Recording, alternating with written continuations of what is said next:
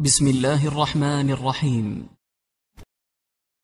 وعليكم السلام ورحمة الله وبركاته. حضرت حجاكو بارك الله فيكم. سؤال شما برای من مفهوم شد. عموما اولا باید بدونیم که نوف از عورت نیست. یگان نفر از علما نوف رو از عورت نگفتند بجز یک قول ضعیف از امام ابو حنیفه رحمه الله. لیکن قول راجح همین است که نوف از عورت نیست. برای همین یک کسی شورتیک بپوشد یا یک ایزور بپوشد که نوفش کشودگی ایستد، کشوده باشد، باز ایستد، این هیچ باک ندارد، زیرا نوف از عورت نیست. اصلا نگرید این قولی چهار مذهب همین است. ابو حنیفه، مالک، شافعی، احمد ابن حنبل همه همین سخن میگویند و البته به این دلیل دارند. دلیل این است که عورت رسول اکرم صلی الله علیه و سلم از نوف نگفتند و هیچ یک نفر از علمای سلف در مسئله نوف همچون عورت بودنش سخن نکردند. از همین جهت اولا میگیم که نوف از عورت نیست، یعنی نوف این پوشیدنش واجب نیست، زیرا اگر عورت گویم پوشیدنش واجب است، یعنی فرض است، از عورت نیست. نوف اگر کمی باز باشد، از زیر نوف هم کمی باز ایستد، مثلا یک انگشت درازی انگشت به پهلوگی بگیریم یا که مثلا نیم سانتی متر یک سانتی متر زیر نوف هم کمی نماید، باکی ندارد. اما مسئله دوم، حد دوم، از بگویم رکبه، زانو آیا از عورت است یا نیست؟ قول راجح این است که زانو از عورت نیست. قول راجح این است که یا که بگیم این متفق علیه است بین علما که زانو از عورت نیست. اما مسئله سوم باز میگردد به سونی پا، به فخذ، رانی پا میگیم به زبان فارسی، یا سونی پا آیا از عورت است یا نیست؟ در این مسئله اختلاف وجود دارد. ببینید سه مسئله است. مسئله نوف به اتفاق این عورت نیست، همه علما من تحت سر از زیر نوف گفتند، نوف خود نوف عورت نیست. رکبه، در مسئله پوشیدن زانو علما هم اتفاق میکنند که از عورت نیست، بجز یک بعضی قولی که لیکن البته ضعیف است. من باب احتیاط بعضی از علما پوشیدنش خوب میگن، البته پوشیدنش همیشه من باب احتیاط خوب است، اما عورت نیست، پوشیدنش یعنی واجب نیست. این بیرون، البته بیرون از نماز است، مسئله که ما بیرون از نماز سخن کرده شدیم. اما خودی سونی پا، سوم مسئله سونی پا، رانی پا، گوشتی که در بالای زانو وجود دارد، این آیا از عورت است یا نیست؟ البته در بین علما اختلاف شده است. چهار مذهب میگویند که این عورت است. حنفی، مالک، شافعی، احمد رحمهم الله تعالی همشون میگن که از عورت است. و البته یک روایت دیگر از امام احمد هست که میگن سونی پا، مقدمه سونی پا یا که سونی پا از عورت نیست.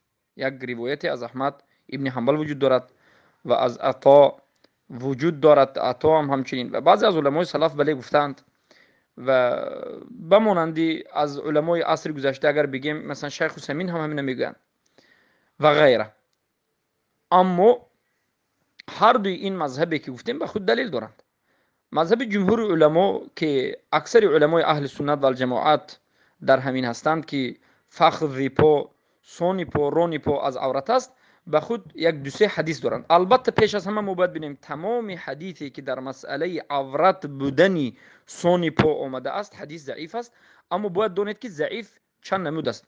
حدیث ضعیف هست که ضعیفیش به خاطر متهم بودنی همون روایت کننده همچون دروغگو، متهم به دروغگو بودنش است.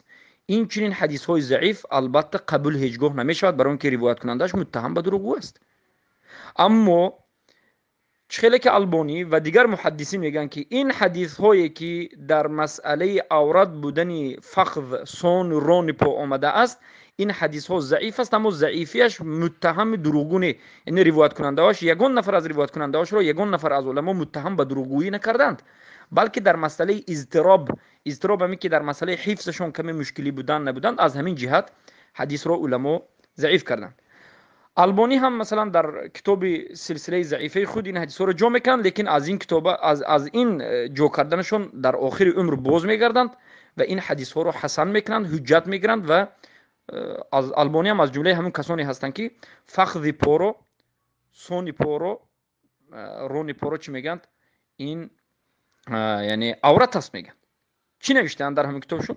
در همین کتاب نوشتن که ارغاء الغلیل، والله اعلم، ارغاء الغلیل من خلال کتاب خطا نکنم نومش، در همینجا می نویسن که این حدیث ها، مثلا حدیثی که نسبت علی اومده است، حدیثی که نسبت معمر ابن عبدالله اومده است، حدیثی که نسبت اسلمه اومده است، یعنی سه حدیث، مسلمه اومده است سه حدیث.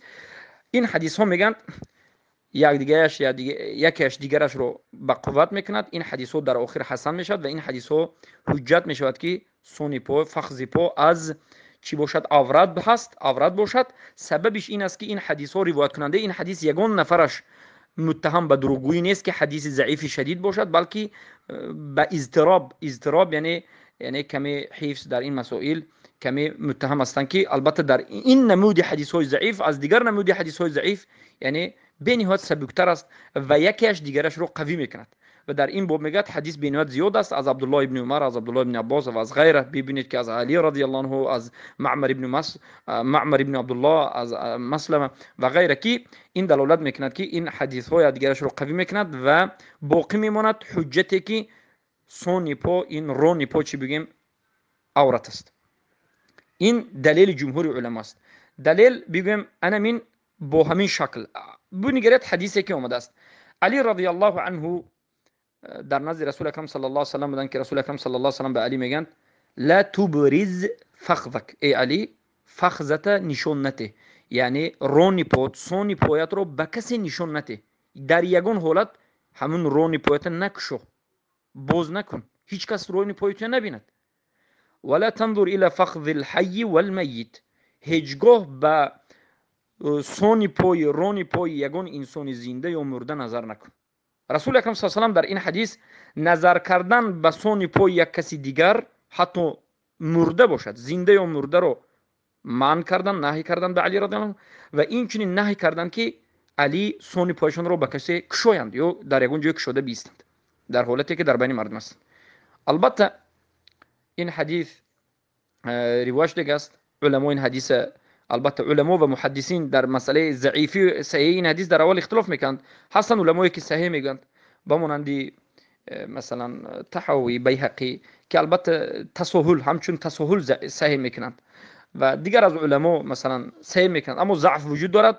این حدیث به حدیث دیگر، یعنی مشکلی که در اول گفتیم یادگیرش رو به قوت میکنه. حدیث دوم که جمهور علما چهار مذهب از همین دلیل میگیرن برای عورت بودن سونی پای، این حدیثی که رسول اکرم صلی الله علیه و سلم در راه میگذشتند، یعنی گذشته میسودن که معمر ابن عبدالله را دیدن که هر دو فخذش کشودگی هستند. پیامبر صلی الله علیه و سلم گفتن که غطی فخذیک، این دو سونی پایت رو بپوش، فان الفخذ عوره، زیرا که گفتند این فخذ سونی پای عورت است.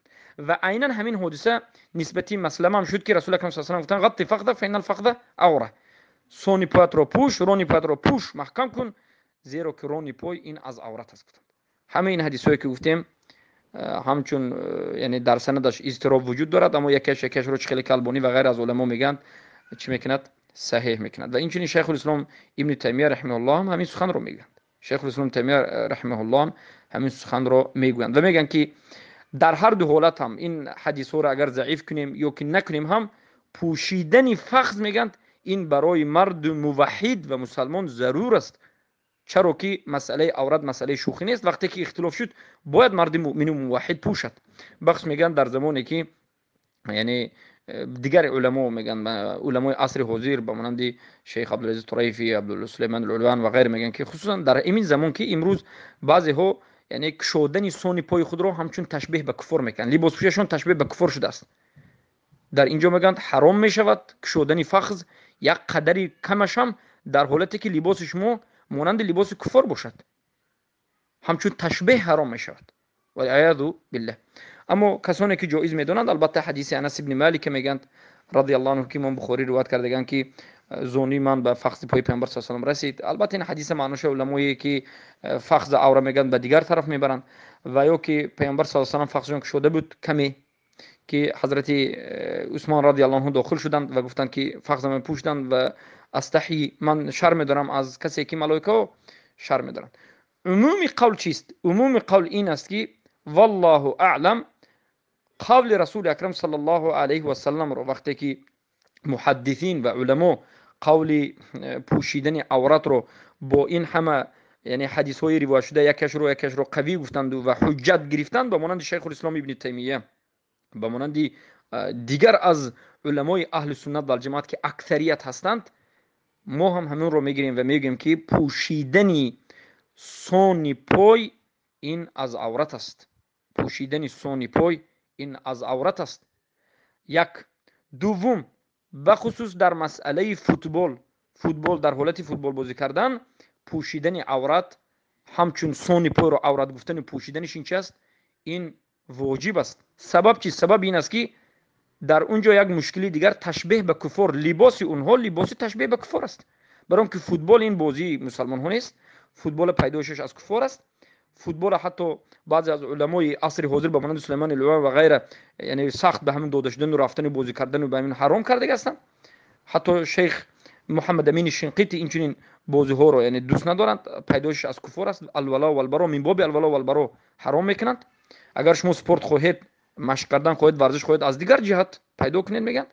از همین جهت بارک الله فیکم در حالت فوتبال باختن حتما باید سونی پایش محکم شود، چرا که همچون کفار لباسش باقی نماند. اینجا در اینجا دومین حجت تشبیه به کفار است. لباس فوتبال بازی که امروز است لباسی تشبیه به کفار است. از همین جهت بارک الله فیکم هر برادری که فوتبال میبازد فخذش پوشیدنش این البته واجب است، این از عورت است و این والله اعلم قول راجح همین است. بارک الله فیکم.